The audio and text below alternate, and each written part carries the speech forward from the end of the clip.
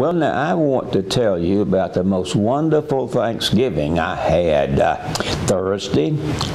This is Monday. Today it's filled up with clouds and the threatening of snow. But oh, I went down to Bruton on Thanksgiving Day, day before Thanksgiving, and stayed to Saturday. The sky was beautifully blue. Sometimes there were clouds there, sometimes they weren't. I sat outside in about 75-degree weather. Now, being an old country boy like me, I would say very clearly I was in hog heaven. Yeah, right. And while I was there, I'm going to tell you this before I tell you some other stuff. I did not waste my time because I read 2.5 books. The first book I read was She, the Old Woman Who Took Over My Life by Catherine Tucker Wyndham. Boy, this woman is great. I used to hear her as one of the Alabama storytellers. Then I decided I'd get a little bit serious, so I read Tom Brokaw's The Time of Our Lives. And then I started reading This Boy's Faith.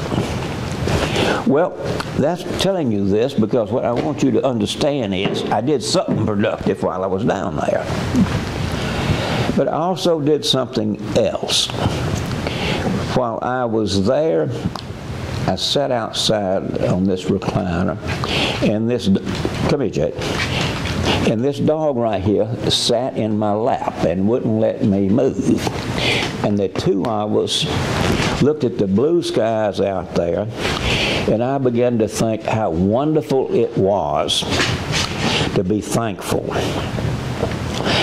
And I let my mind wander way back to my grandpa Long and grandma Long, and pretended like I was getting ready to have Thanksgiving dinner at her table again. I even went a little bit further and thought about the hill down on the farm where old man Billingsley came, and he had come originally as a Puritan from England. Then I thought about my grandmother, thought about my mother, my sister, and all those people that had meant so much to me in my life. Probably one of the biggest people in my life was a professor of pastoral psychology at Columbia Theological Seminary in Decatur, Georgia. I was very, very suicidal when I got there. But he worked with me for 3 years, and after he worked with me, I thought I was as good as everybody else. Well, I sat there thinking about all these wonderful things I had to be thankful for. And then the more I thought about it, the more I got scary. I said, is this God's way preparing me to come get me right now? And I kind of shook in my boots.